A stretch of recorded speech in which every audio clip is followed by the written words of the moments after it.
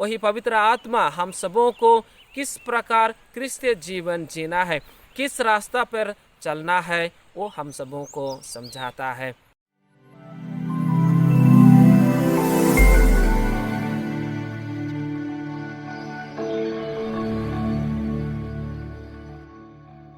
पिता और पुत्र और पवित्र आत्मा के नाम पर आमीन। क्रिस्त में मेरे प्यारे भाई और बहनों, आज पेंतेकोस्त का रविवार है। आज के दिन में हम सब 3 विशेष बातों पर मनन चिंतन करेंगे। सबसे पहला, पेंतेकोस्त का दिन फसलों का पर्व। दूसरा, पेंतेकोस्त का दिन पवित्र आत्मा प्रेरितों पर उतरना। और तीसरा, पेंतेकोस्त का दिन कलीसिया का स्थापना। सबसे पहले हम लोग देखेंगे पेंतेकोस्त का दिन, फसलों का त्योहार। ये पेंतेकोस्त शब्द ग्रीक भाषा से आया है जिसका अर्थ है 50।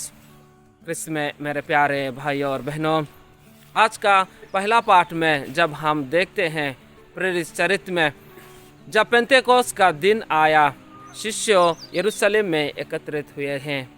इसका मतलब ये पेंतेकोस्त का पर्व पहले से ही मनाया जा रहा था।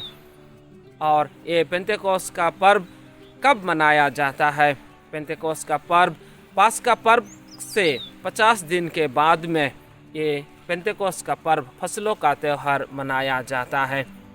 क्रिस्त में मेरे प्यारे भाई और बहनों, ये इस्राएली भाइयों लोग किस लिए पास्का का पर्व और किस लिए ये फसलों का त्यौहार मनाते थे? ये जो इतिहास, हमारा पुराना विधान, यरूशलेम से रहने से पहले ही इस्राएली भाइयों लोग जब मिस्र देश में फ़ेरो के गुलामी करते थे, उस समय से शुरुआत होता है। जब इस्राएली भाइयों लोग मिस्र देश में फ़ेरो की गुलामी में थे, उन्होंने पिता ईश्वर से प्रार्थना किया इस गुलामी से मुक्ति दिलाने के लिए। और ईश्वर ने मूसा नबी को चुना और मूसा नबी के सहायता से जब ईश्वर ने इस्राएली भाइयों को मिस्र देश से फ़ेरो की गुलामी से निकाल कर लेकर आए यरूशलेम, उस दिन को याद करते हुए इस्राएली भाइयों ने पास्का का पर्व मनाया, ईश्वर को धन्यवाद देते हुए कि ईश्वर ने उन सबों को उनके दुख तकलीफ से मुक्ति दिलाया है। और उस पास्का पर्व के ठीक 50 दिन के बाद फसलों का त्यौहार, खेतों से उनको जो भी पहला फसल मिलता है, ईश्वर को उन्होंने अर्पित करने के लिए फसलों का त्यौहार मनाते थे। क्रिस्त में मेरे प्यारे भाई और बहनों, ये पास्का का पर्व या फसलों का त्यौहार इस्राएली भाइयों के लिए एक विशेष पर्व था, जहाँ पर वे एक साथ होकर पिता ईश्वर को धन्यवाद दे रहे थे। पास्का का पर्व में याद करते हुए कि उन्होंने उनके दुख तकलीफ से ईश्वर ने बचाया, उसको याद करते हुए ईश्वर को धन्यवाद दे रहे थे। ये फसलों का त्यौहार ईश्वर को धन्यवाद दे रहे थे। उनके खेतियों से उनको जो कुछ भी फायदा हुआ है, उन सबों के लिए ईश्वर को वो धन्यवाद दे रहे थे। क्रिस्त में मेरे प्यारे भाइयों और बहनों, हम भी अपने जीवन में बहुत सारा आशीष और कृपा ईश्वर की ओर से पाते हैं, लेकिन कभी कभी हम लोग भूल जाते हैं ईश्वर को धन्यवाद देने के लिए। हमारे जीवन में जितना भी आशीष और कृपा मिला है, उनके लिए ईश्वर को धन्यवाद देने के लिए हम भूल जाते हैं। हमारे जीवन में कितना भी सक्सेस हुआ है, उन सबों के लिए हम लोग ईश्वर को धन्यवाद देने के लिए भूल जाते हैं। क्रिस्त में मेरे प्यारे भाई और बहनों, आज पेंतेकोस्त का दिन का जो पहला संदेश, जैसे इस्राएलियों ने पिता ईश्वर को धन्यवाद दिया है, मैं आपको भी यही संदेश देना चाहता हूँ कि हम सब भी ईश्वर को धन्यवाद देना है, जो भी वरदान हमने ईश्वर की ओर से पाया है। दूसरा, आज का संदेश पेंतेकोस्त के दिन में पवित्र आत्मा प्रेरितों पर उतरना। जब पेंतेकोस्त के दिन आया, जब शिष्य लोग डर के मारे यरूशलेम में एक कमरे में बंद होकर थे, उस समय पवित्र आत्मा आग के रूप में उनके ऊपर उतरता है। और उसी पवित्र आत्मा जब आग के रूप में उनके ऊपर उतरता है, उनको ईश्वर की आशीष और कृपा मिल जाती है। पवित्र आत्मा की शक्ति उन्हें प्राप्त होती है और उसके बाद में वो सब निडर होकर प्रभु की प्रेरित कार्य में आगे बढ़ जाते हैं।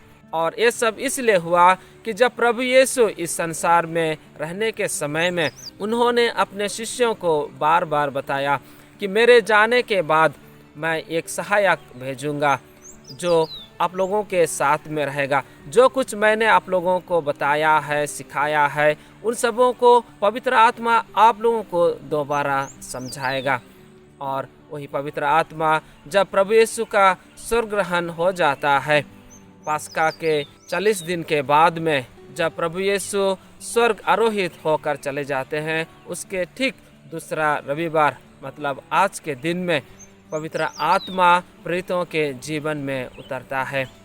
क्रिस्त में मेरे प्यारे भाई और बहनों, हमारे जीवन में भी जब हम दृढ़ीकरण का संस्कार ग्रहण करते हैं, बपतिस्मा का संस्कार ग्रहण करते हैं, पवित्र आत्मा हमारे जीवन में आता है और वही पवित्र आत्मा हम सबों को किस प्रकार क्रिस्तीय जीवन जीना है, किस रास्ता पर चलना है, वो हम सबों को समझाता है।